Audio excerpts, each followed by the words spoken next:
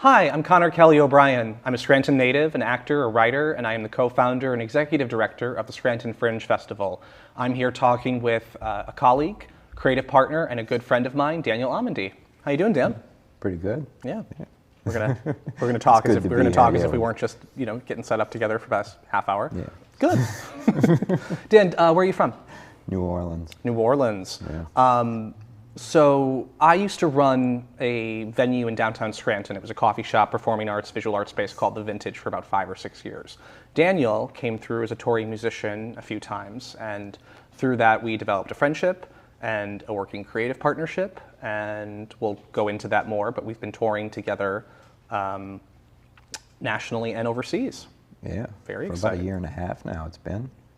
I think over. Yeah. Yeah. I think we started working on the show in July of 2018. No, before then. A little before, like summer of 2018. So yeah. Yeah, it was the first time we did it was the end of September in 2018.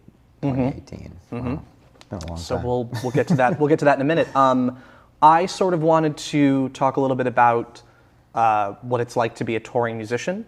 What was the starting foundation of your career from New Orleans? Obviously, it's considered by many to be the music capital of America, or at the very least one of the centers of American music.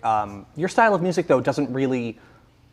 It's not stereotypical New Orleans that we would expect, or at least it's not the stereotype that we've been told to expect. Can you talk a little bit about just how you got started as a musician, being in New Orleans? What was that like?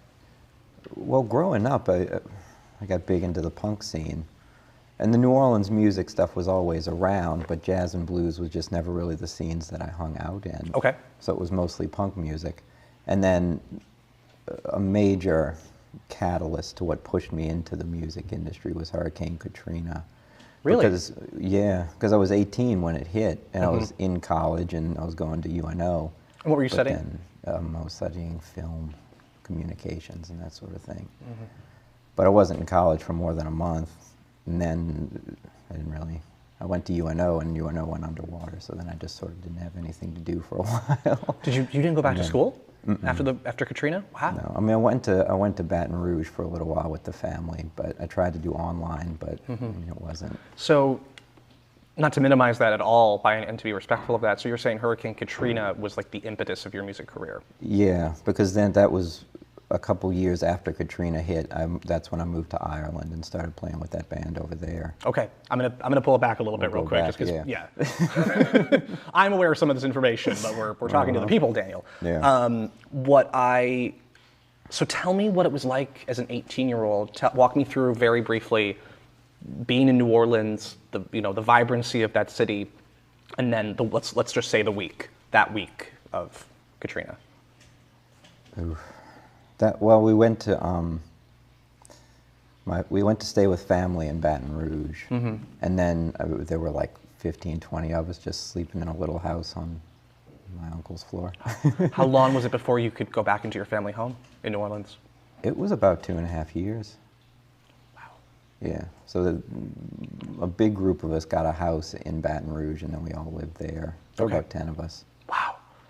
That's wonderful. You had the family support there. Oh, yeah. How do you feel the city has, beyond just the devastation and destruction, culturally, how has the city changed pre and post Katrina? That's a tough question. Because it's still, the core of it is still there. And now post Katrina, I think there's a lot more people that want to come. It's also a lot safer. Really? Yeah.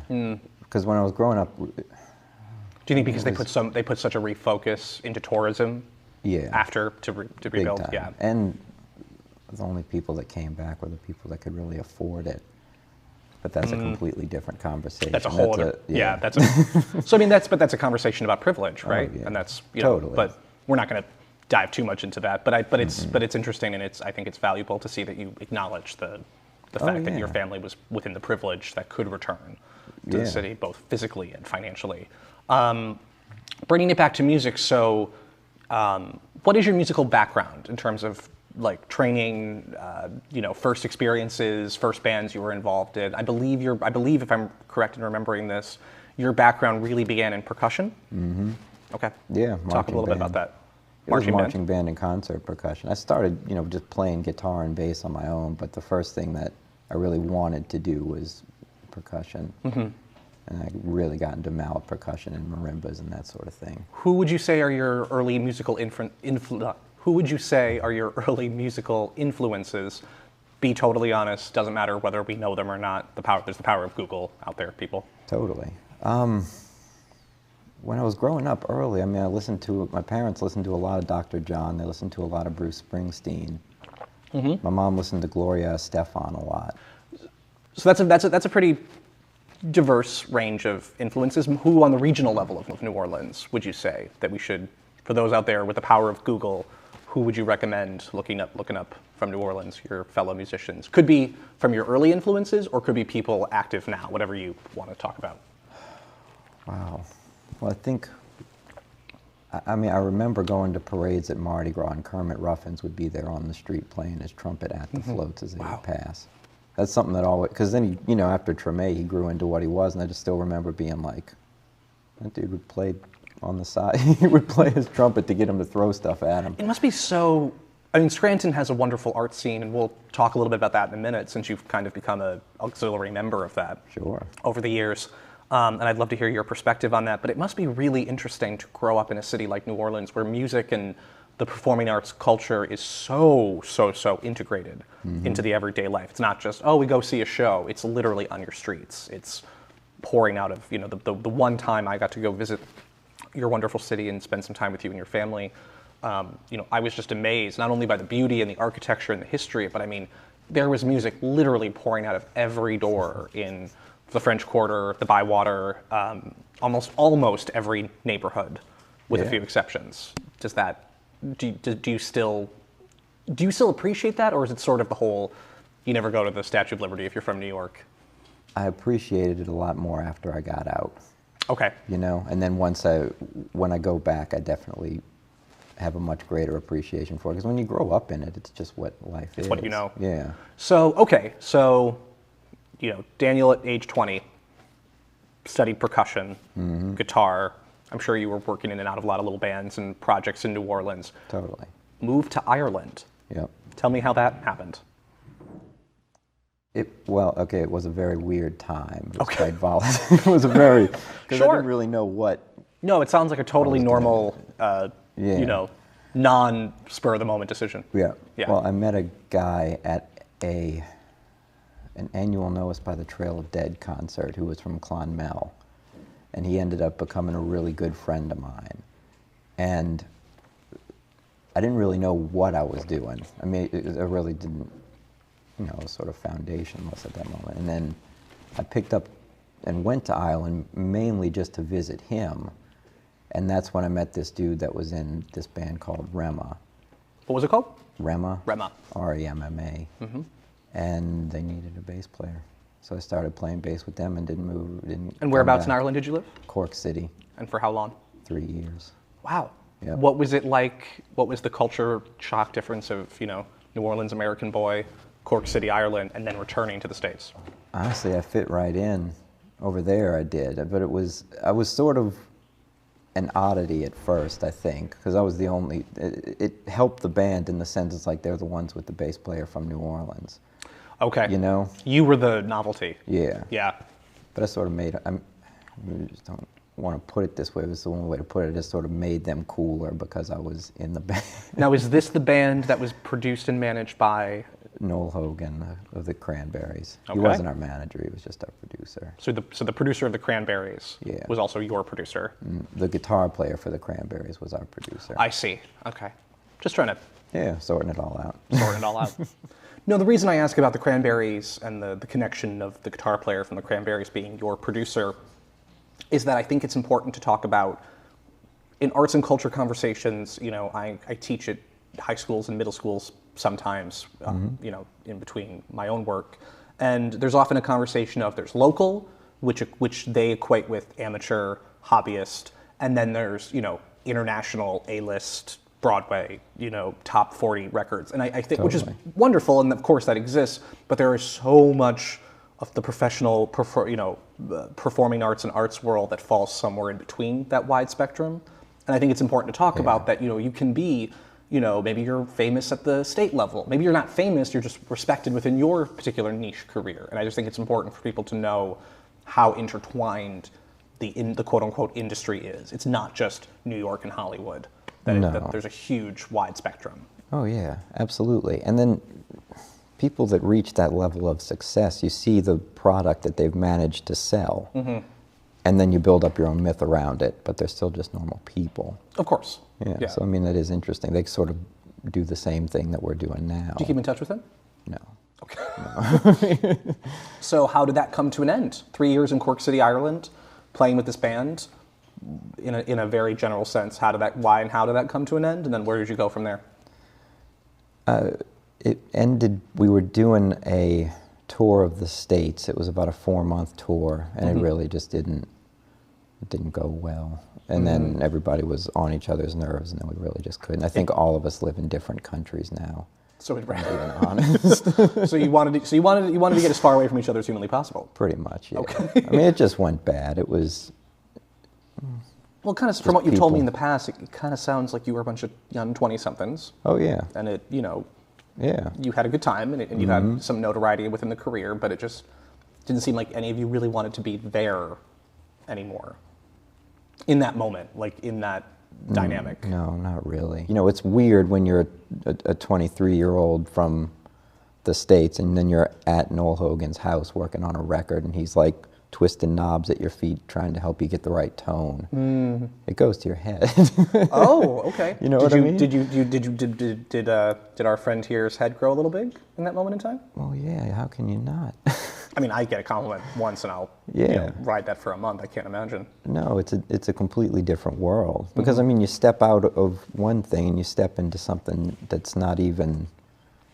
It's not real to. So then, what was it like returning people. to Earth in that respect? Coming back from that tour, coming back, just culturally, Ireland back to the States. The pattern and direction of your life. What was that transition like? It was different, because I mean, I pretty much just didn't do much of anything for 2 years, because that was towards the end of that.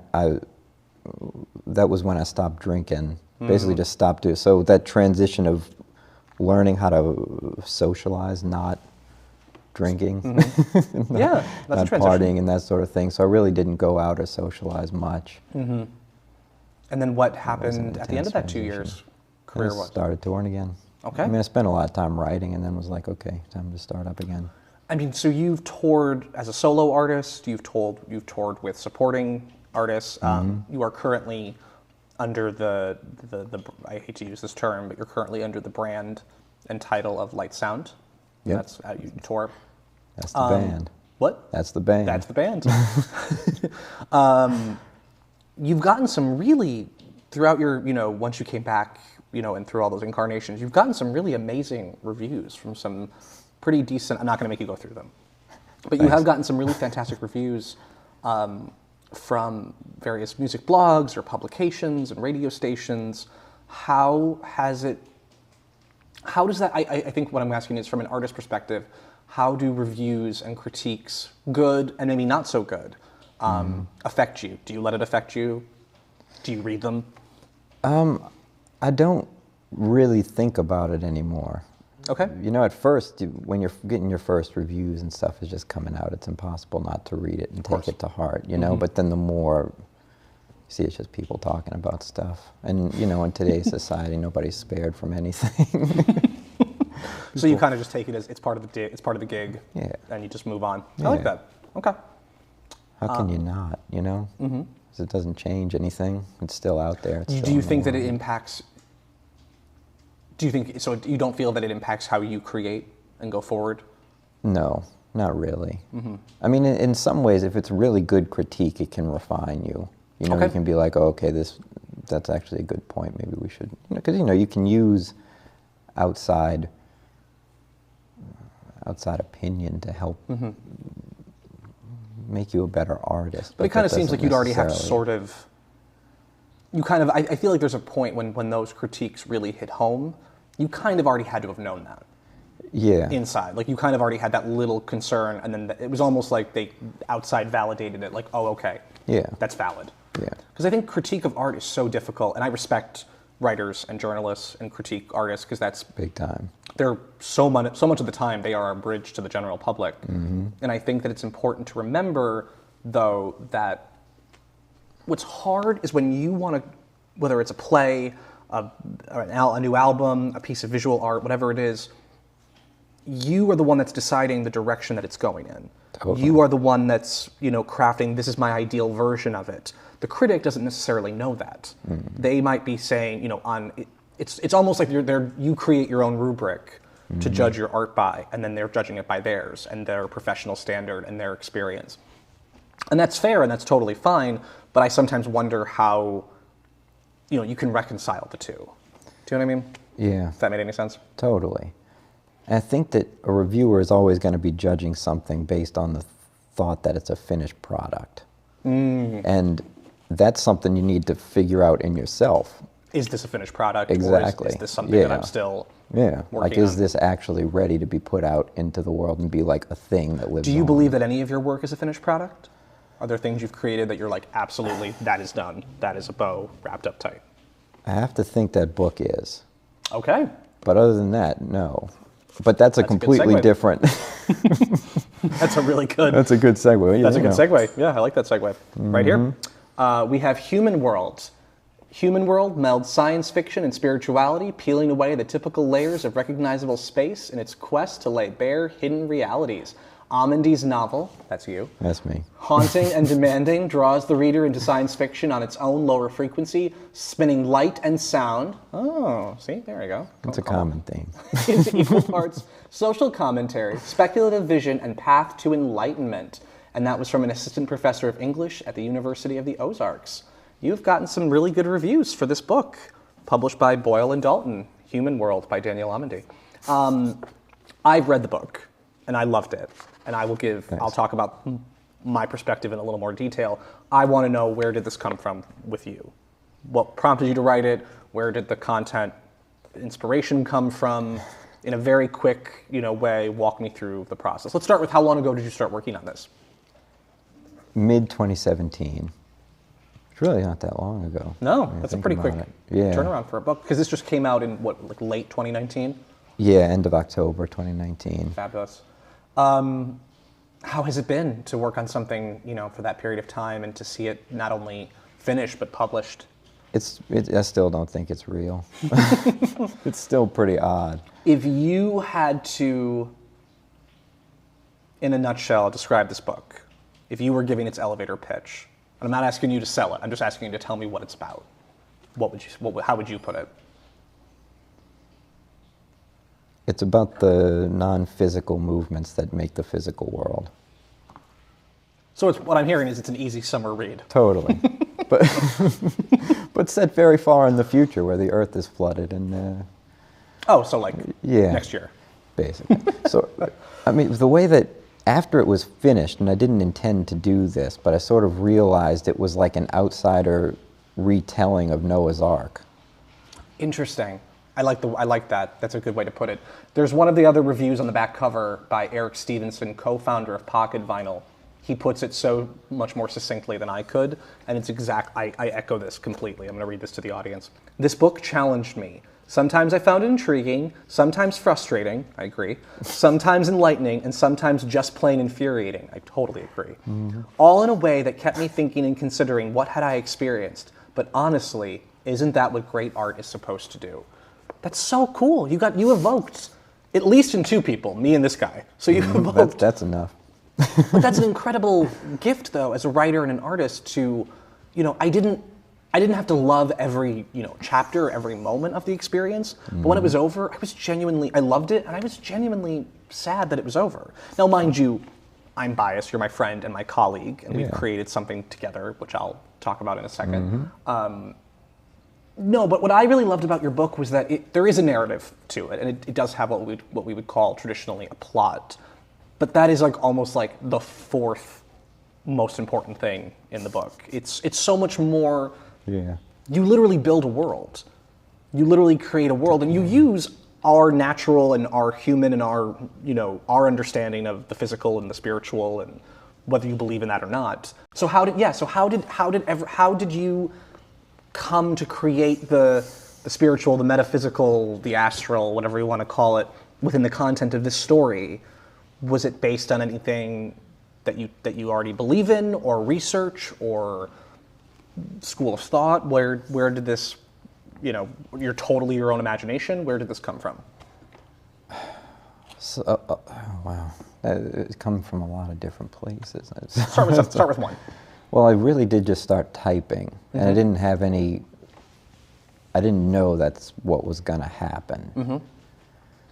And with the way that the book's written, it's almost like a bunch of very little snapshots that sort of come together to form a bigger story. And there's one character that is pretty much just straight up me talking about the philosophies that I have in the world. Which character is that? Ped.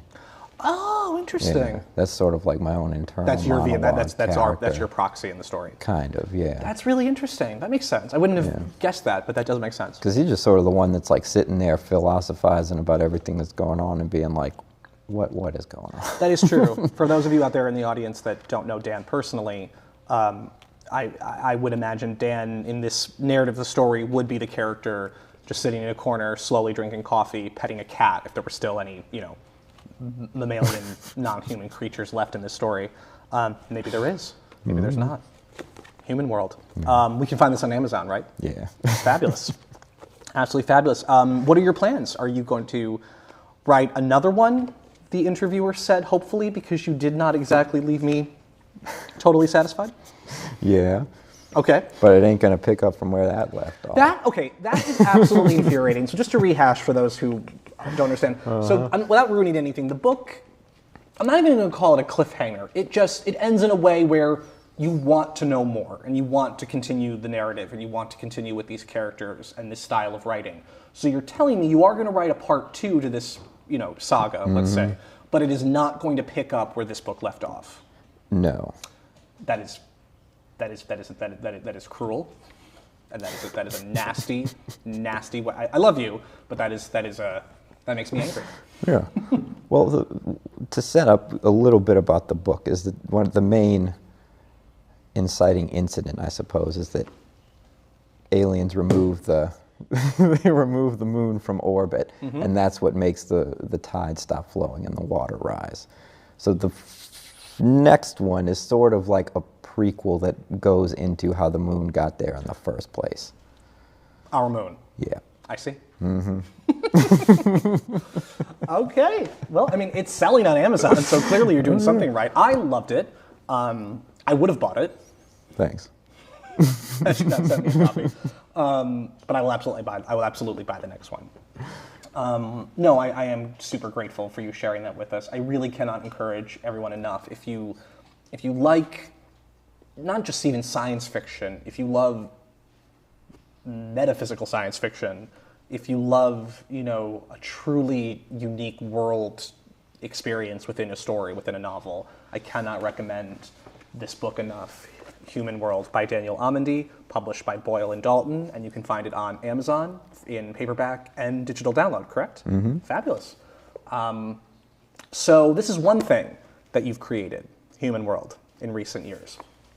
Another thing that you have created with a certain individual. Yeah, you helped with that one. I was part of the process. Is Static. So, as I mentioned before, Dan played a venue here in Scranton, Pennsylvania that I used to run. And, well, we became friends and colleagues. You sent me, with a few exceptions, you sent me this album, this content of songs, just like, hey, tell me what you think, give me your feedback. And this was way back in early 2018, right? Yeah, probably. Yeah, this was this time. Yeah, end of 2017, beginning of 2018, like and I just fell in love with the album. And it was it's the Light Sound. Yeah. I fell in love with it. The last song, without spoiling too much, the last song on the album is called Find the Light Within. I heard the song, and I wrote about a 2-page monologue based off that song. And really doesn't, it contextually, you would never put the two together. It's just what it inspired. Yeah. And I emailed you, and I remember it very clearly, and I said, hey, I hope it's not weird, but I wrote a monologue based on your song. I'd love to share it with you. And you were happy and thrilled, so I sent it to you. Mm-hmm. And then I think you also, enjoyed it and found it interesting. And then through this process, based off your album, not every song, but most of them, we created what we would call a hybrid of a play and a concert of both of us performing, you performing your original music, and we created a show that we now know as Static. How would you describe the narrative of our story? As something Aliens move the moon. Yeah. As something I never would have even imagined those songs to be about, but somehow were. So our story, Our story is about a father and a son, kind of dealing with abandonment, really. The father not really being super there for him. And it's really about the story of a son coming to terms with the father's late-stage dementia. And a road trip that they take in the final, sentient hours of this man's life to New Orleans, which obviously was inspired. I wrote that into the story directly because of your connection to it. And musically, it felt made sense. Dan and I have performed this show here in Scranton in 2018 at the Scranton Fringe Festival. We then had a residency in Honesdale, Pennsylvania at the Cooperage Project. It has been performed off-Broadway at the 59 East 59 Theaters in New York City. The Orlando, we brought it down to Orlando. We are in talks, so by the time this airs, hopefully confirmed, with a theater in New Orleans, which I'm so excited for. We're not going to say the name, but I'm really excited and hopeful for that. And we also took it this past summer of August of 2019 to the International Edinburgh Fringe Festival in Edinburgh, Scotland. And for maybe those who aren't as familiar, we keep referencing fringe festivals, which we have one in Scranton. Check it out, Scranton Fringe. They are. Do you have something to do with that? I keep busy. I find ways. I pick up the trash mostly. Yeah. Okay. It's not a joke. I also do that. But the Edinburgh Fringe Festival, which is the largest festival in the world, and it's the largest arts festival, period, hard stop in the world. Over 4,000 shows a year, millions of tickets sold throughout the month of August in this beautiful Gothic city that was the inspiration for Harry Potter. Yeah. J.K. Rowling when she first wrote the books. I only say that because that's the most recent time we've presented the work, and we did it for almost 30 days, every day straight. It was intense. That was a lot. But we did it. What was your experience like from Edinburgh Fringe? It was Scotland. Oh man, it was like if Mardi Gras was a theater festival. I mean, it was. That's a really good way to put it. And I think that it's important for people to know that while there is a huge party, festive component to it. I mean, it's a hardcore arts festival. Big time. I mean, and it's funny because it is so divided. There's the portion that's just, outdoor beer gardens and tents and party central, and it's sprawled all over the city.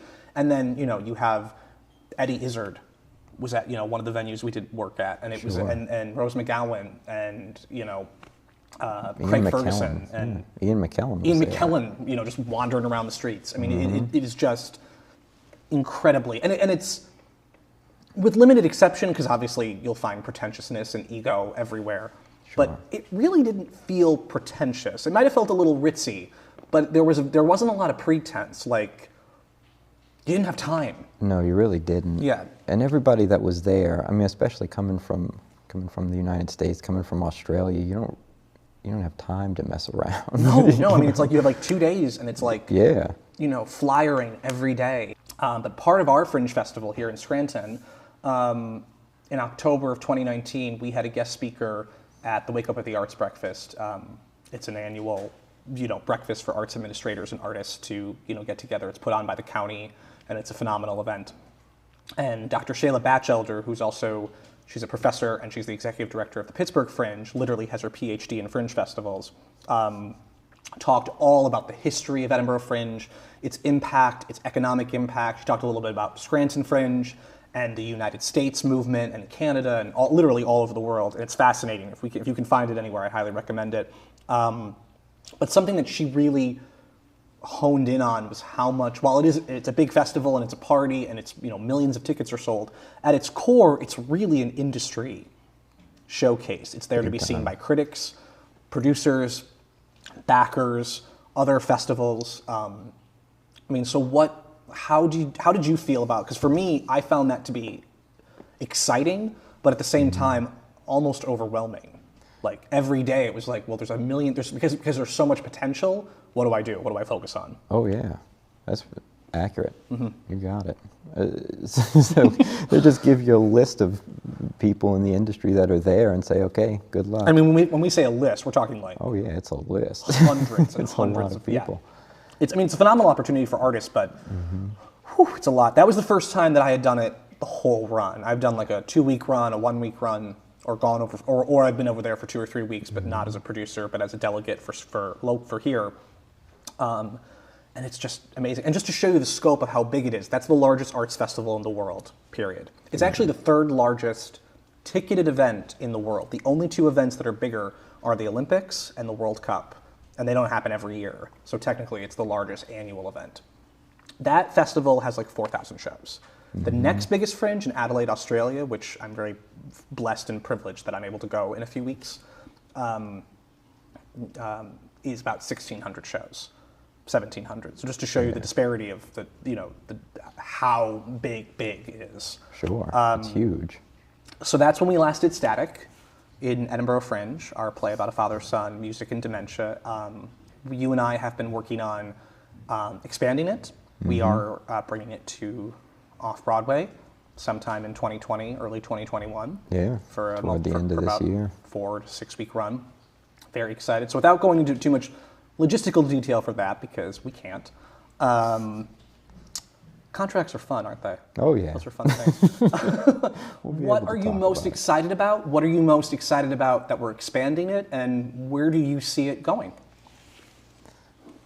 Oh man, Even just creatively. Don't worry about where it goes commercially. Just creatively.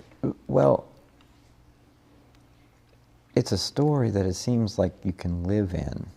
Like from the reaction that we've gotten from people that have seen it, it's almost incredibly personal yet universal. Did you ever imagine that we'd have people like sobbing, coming up to you and like nope, crying? I'll be very honest with people. I don't know if you've had the same experience. I feel like I'm talking a lot. When some people would come up to us after the show, sobbing and talking about, my mother, my father, my siblings, my husband or my spouse, both hetero, cisgender, or queer couples would say this, and they would be almost. I found it difficult because while we did tons of research and there's elements of the story that are pulled from reality, I have yet to experience a parent, and you have yet to experience a parent go through dementia. Yeah.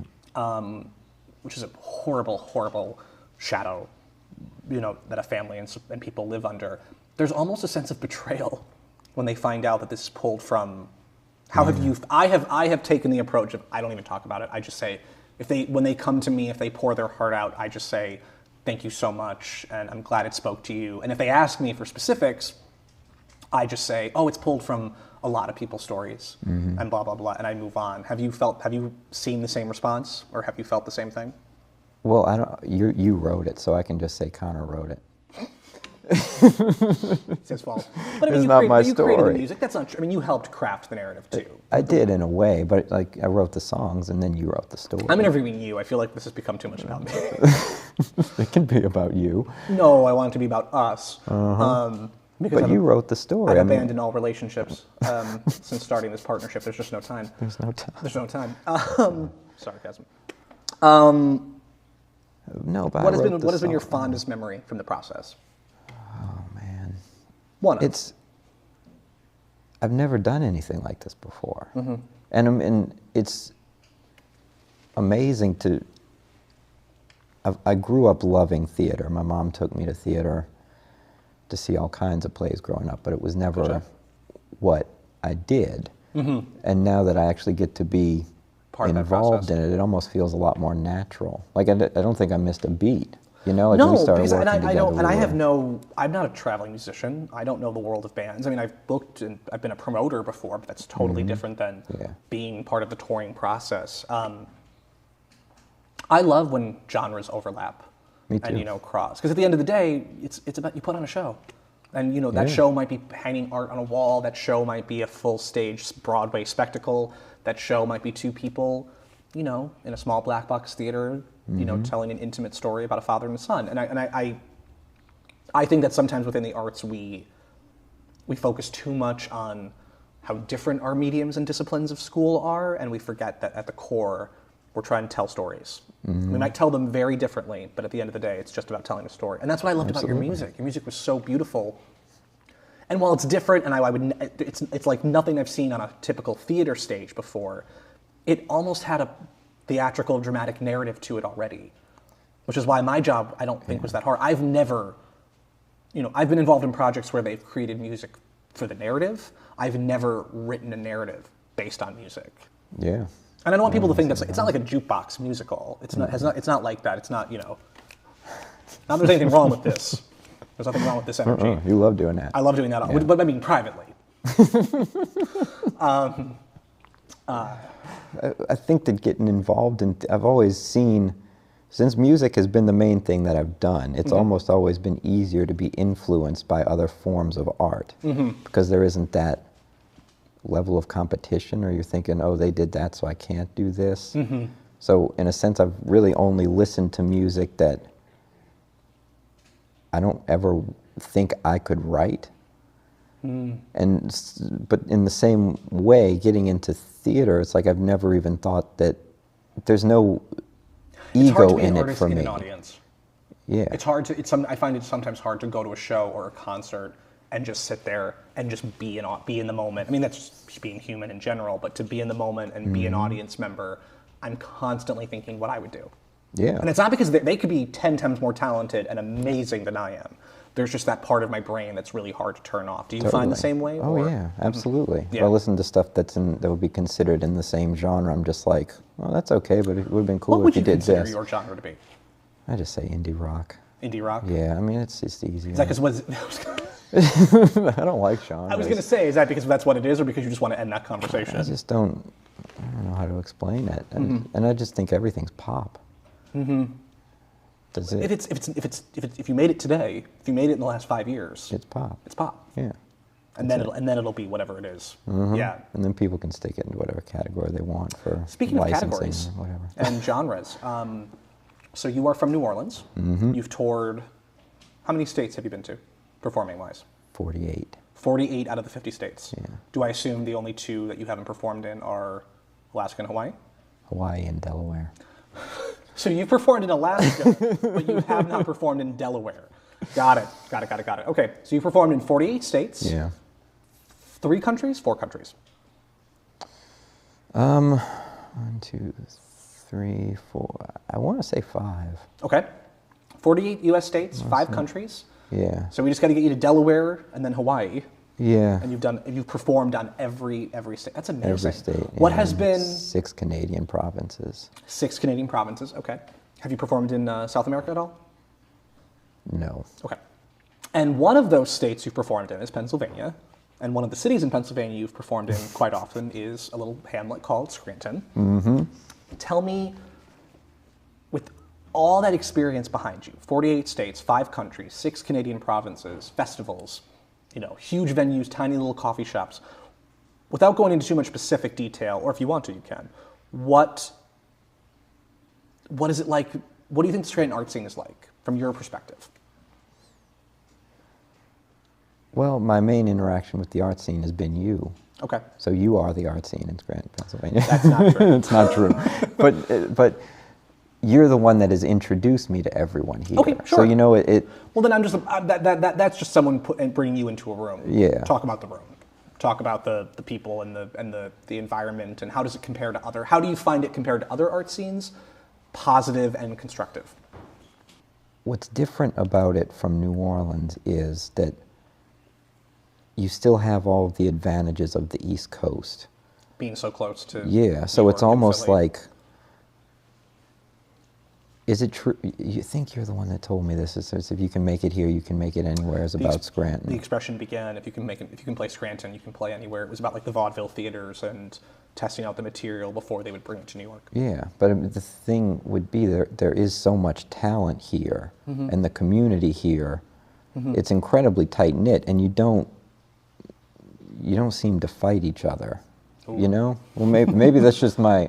But maybe it's just the communities that you've introduced me to. I think any community has drama and has, I think that Scranton, in my opinion, I think what Scranton has going for it, what I would love to see Scranton become is a launching pad. And in a lot of ways it has, and I'm not just saying that because of my work. I've seen that with others and, but I don't want it just to be a launching pad for our regional artists. I want productions and projects and artists and creative entrepreneurs from outside the region to see, like, I'm going to go do a 2-month residency in Scranton. Because I think our audiences are still a really unique but well-rounded, almost like demographic pool of the country. We have our population, well, of course, not as diverse as maybe I would hope it would to be, but there is a range of, racial diversity, nationality backgrounds, socioeconomic status. We have a very vibrant and growing LGBTQ population. And I think at its core, you need resources, you need audience, and you need time. And I think if you can navigate it, and if Scranton can overcome some of its financial hurdles that it's facing and has been facing for quite some time, it can really be that platform and that launching pad. And I think it already is. In a lot of ways. I think that's, for me personally, I don't know if you've seen this, you talk to Scranton artists sometimes, and there's this mentality of, oh yeah, well, maybe it'll get better someday. And it's like, I hear you. I'm not saying it's not a challenge, but what resource do we not have at our disposal? Yeah. You know what I mean? And what are you doing about it? And what are you doing about it? Yeah. Which is a big key. Yeah. You can complain about anything. But once you actually, get out and start doing stuff, you tend to stop complaining. What have you found to be one of the weirdest arts communities in the country that you've found yourself in performing? Scranton aside. Weird is a tough one. Unique. I don't know. I mean, that's really difficult. Is Portland, Oregon, as Portland wants you to think it is? Okay. Portland. But that's just because it's really oversaturated. It's really tough to book. It's kind of hard to stand by your street cred when you had a sketch show named after you. No, I know. Which, by the way, it's a great show. I'm not dissing that show, but Totally. I don't know. There's tiny little art scenes all over the country.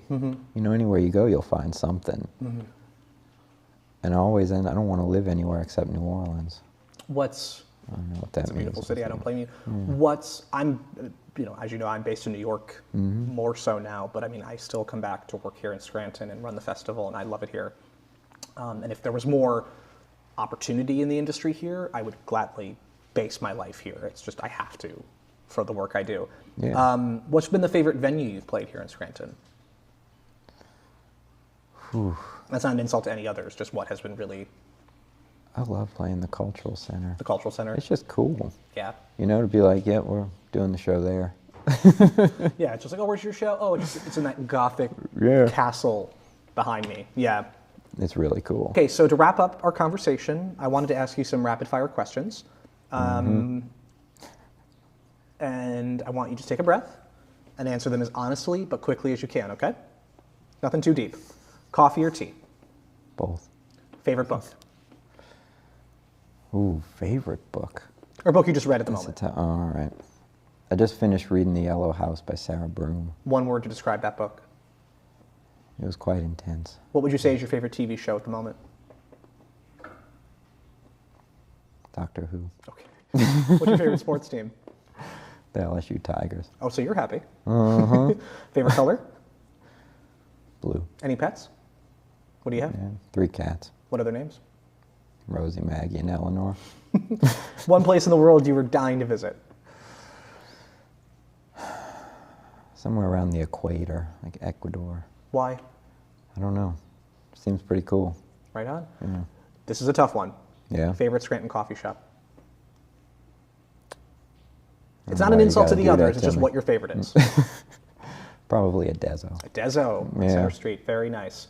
What's one question you want to ask me?